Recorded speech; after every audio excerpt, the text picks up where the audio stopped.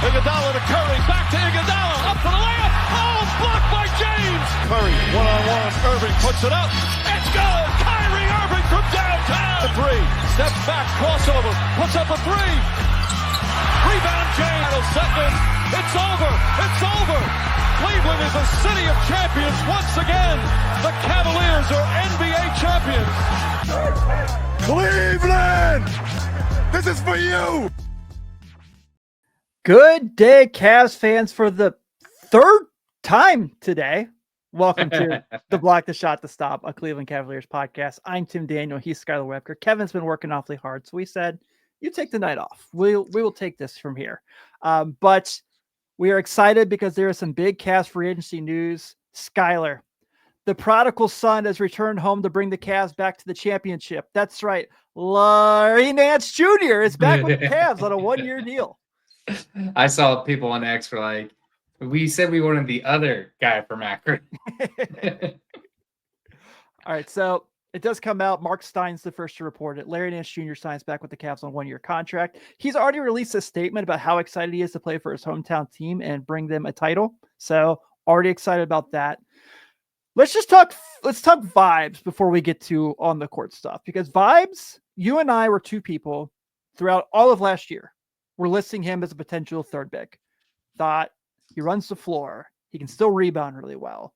Right before we went on air, I read his last 5 or 6 games before he got injured last year with the Hawks, and his playmaking was really great. So we'll get to all that here in a bit, as I was trying to say. But vibes are Larry Nance Jr. is excited about this. We're excited about this. Last year, Hoop Collective did a live show at St. Vincent St. Mary High School, and he revealed that he still lives in the Cleveland area. He's lived there all along.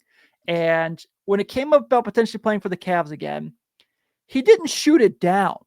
As a matter of fact, he was pretty openly excited about the probability of happening again, which is what got me thinking about him coming back to the team last season. But vibes-wise, pretty excited because obviously it's a guy who wants to be a Cav. It's a guy who has lineage with the Cavs. It's a guy who's been to the finals with the Cavs. So I'm excited about it.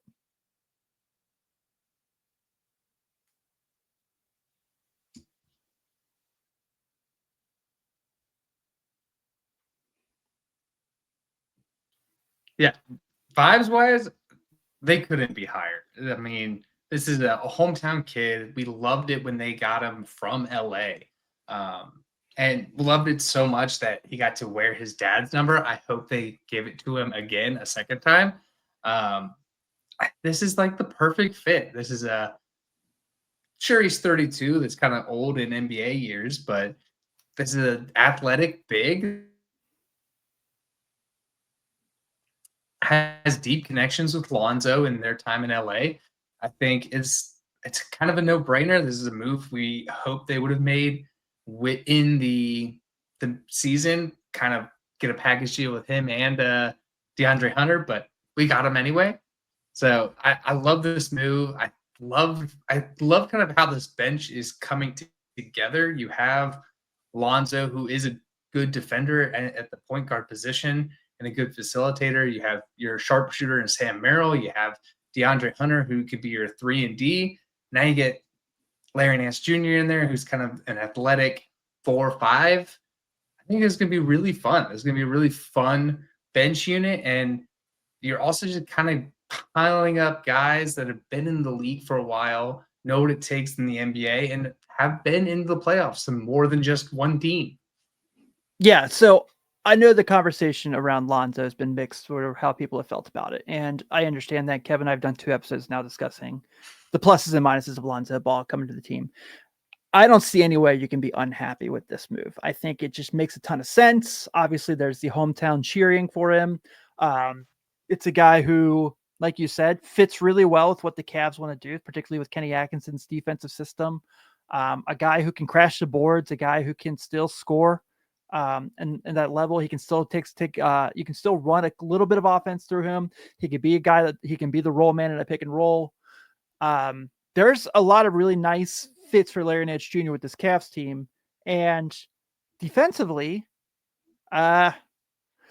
I think when they switch, they're going to be much better now because of him and Lonzo. Mhm. I think, we talked about this on our X account. Justin Rowan from the Chase Down, good friend of the show, and then Mikey McNuggets from the Ultimate Cleveland Sports Show. We're having a conversation with our X account. You can go check out. And they talked about last year the Cavs' willingness to switch got them in a lot of trouble. Where this year, I feel like with these two guys on the bench, and when they are playing with the offense, when they are playing with the Mobleys and the Hunters and guys like that, and the Mitchells even, it's going to make that switching ability on defense much easier for them. Yeah, I totally agree. I think you just get a little more versatile in your defensive approach, your playmaking approach, because all of these guys can kind of do specific things that play well with each other. You have Lonzo, who's a great facilitator, passer, sharpshooter. Exactly. You have a sharpshooter in Merrill. You have a guy that can crash the boards and really break a rim or two in Larry Nance Jr. I think he kind of spaces out. I mean, defenders have to now pay attention to the inside, inside the 3-point arc. So I think it helps balance out. I think this is obviously we've been banging on this drum since last year, but it's good to see it come to fruition. And I don't know if that makes, let's say, Dean Wade a little more expendable or how that fits out. That's obviously not our job, but I love the move bringing a guy like Larry Nance in. I could see the bringing Dean Wade back. I was just going to say, to add on to your bench point, I suspect Max Strus will come off the bench next year and DeAndre Hunter will start because I think that's the Cavs' best unit when Garland's healthy is Garland, Mitchell, Hunter, Mobley, Allen. And obviously, Windhorst said today, there's no chance in hell they're trading the core four. Unless, of course, something magical pops up, but I will not say that's going to happen again. I was only goofing around and got a couple tweets on it. So let's relax, people. But with that in mind, I think the bench unit has a potential. I'm not going to say predict it. And I know this is saying a lot without Ty Jerome. I think has the potential to be as good as they were last year, maybe a little better with the playmaking situation now. Jerome was a really good playmaker, don't get me wrong, but I think if Lonzo and Larry Nance Jr. can stay on the floor, they got more athletic on the bench. And not that Lonzo's a super athlete by any means. I don't even know how, but I do think that there's the potential that they can be a little better. And I think that bringing Larry in just makes things a lot easier for Mobley and Allen. Yeah. You're not relying on just those two guys and then maybe Tristan Thompson. If you get in foul trouble, you kind of have a little more insurance in kind of your bigs position. This is a drum that we've been beating on, like I said. And it's also helps with injury. I mean, thankfully, Mobley and Allen didn't miss really any time. Allen didn't miss any time. But if those guys went down at any point in the season, you were kind of thinned in a big situation. So I think this also adds kind of quality depth and insurance there as well. Yeah, for sure. And, obviously was part of a tough Cleveland transition. His first route was part of the team, LeBron's last year. They go to the finals, they get swept by Golden State. And then he's there when Ty Lue gets fired, when J.R. Smith gets cut. They're bringing in Colin Sexton. They're bringing in Darius Garland. And then as the year they're out to bring in Evan Mobley, they trade him to Portland. So he gets a chance to really play in a good situation to be a Cavs player. And I'm sure that probably means a lot to him as well. Yeah, it absolutely does. And I don't know. It feels too it's hard to say this because he's played with like everybody in the league because he's so old. But it feels very coincidental that these guys that LeBron likes to play with are coming to Cleveland. It does feel very coincidental. And I'm not insinuating anything, but he likes playing with Larry Nance. That's why Cleveland got him. He liked playing with Lonzo. That's why they didn't trade him when LeBron got there. So it's like they did the next year.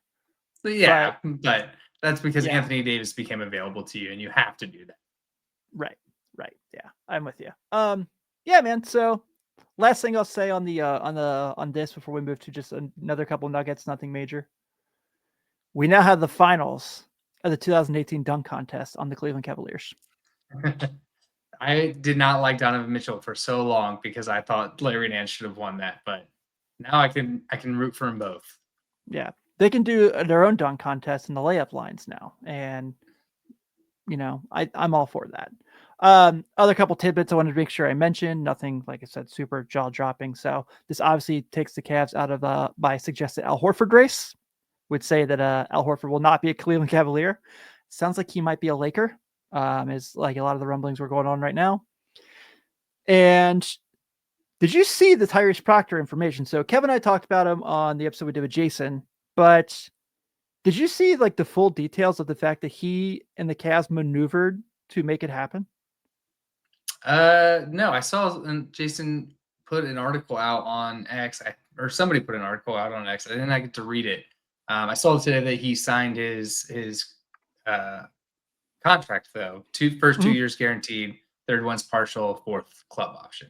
So they got plans for him. They for sure have plans for him. But apparently what happened was he told a bunch of teams ahead of him in the draft, do not take me. I don't want to play on a two-way. If the Cavs basically said, if the Cavs get me, I have a guaranteed roster spot. So that doesn't mean he won't play G League time. He certainly will, just because of the minutes. But the Cavs got game plans for Tyrese Proctor. This is not a coincidence that it worked out the way it did. And I already gave my scouting report on him. I like him as a player. I think as a development thing for a couple of years, I think he could end up being really good for this team. He's a better shooter than Craig Porter Jr. So that's a plus. And also, you mentioned Larry Nance in the number situation. Tyrese Proctor is going to wear 24, which means that Jalen Tyson is getting a new number. So 20. which sounds like it's going to be 20 because George had it when he came in. So 22 is going to be available. Yeah, I mean, 22 is retired, so it's only Larry Nance Jr. Correct. Can have He's only allowed to wear it. Yeah, only him. Right. But I mean, it makes sense that the Cavs are bullish and high on this guy. I think that's smart. It also kind of gives the reasoning to not extending a qualifying offer to Amani Bates, who is now an unrestricted free agent. So, I mean, good old Amani. That guy was letting it fly as soon as it touched his fingers. I'm going to miss that so much. I'm just going to miss our like joking about that when he got in games, he just let it fly. And it was actually a reality. I don't know how much we were joking. Yeah. So so I can read this off real quick so people know what the Cavs are getting with Tyrese Proctor again. 3-year starter at Duke, just was a point guard on a Final Four team, is actually more of a natural 2. Career 37% three-point shooter at Duke, got better all 3 years. Freshman year, 32%. Sophomore year, 35%. Last year, just under 41%. Averaged 12 points a game, 2.2 assists and 3 rebounds, and 29 minutes. So the Cavs got a good player at a good spot. And there's a lot of people who think it's one of the best deals of the draft. So I'm excited about it. The point with it, though, like if he turns out the way that he does, that Sam Merrill contract becomes expendable. You have to match salaries in the NBA. That's a kind of a key piece that, all right, you could get a decent player for 10, 12 much million. like the Bulls signing Lonzo to an extension and flipping him in the offseason. Exactly. So we'll see. I mean, Kobe Altman hasn't steered us wrong yet. He steered us to a 64-win team. So let's see. Let's see what he does. Yeah, absolutely. Well, man, I think we didn't have a whole lot to touch on. Like I said, this is our 3rd episode going up on the feed today. So you have anything you want to touch on before we get out of here? No, I just in Kobe we trust. You know, he hasn't steered us wrong. He's put together a great team, and I think he's got a plan. I think he's playing chess, and we're all playing checkers. I think you're right, and I'm hoping for the best. So. All right, guys. We're gonna go ahead and wrap it up here. If any other news breaks, you will see us at some point. If you're sick of us, I'm sorry, but I'm not at the same time. On behalf of Skylar Wepker and Kevin Lynch, thank you so much for hanging with us through not 1, not 2, but 3 episodes today of Cav News. I'm Tim Daniel. Have a great evening, and of course, go Cavs.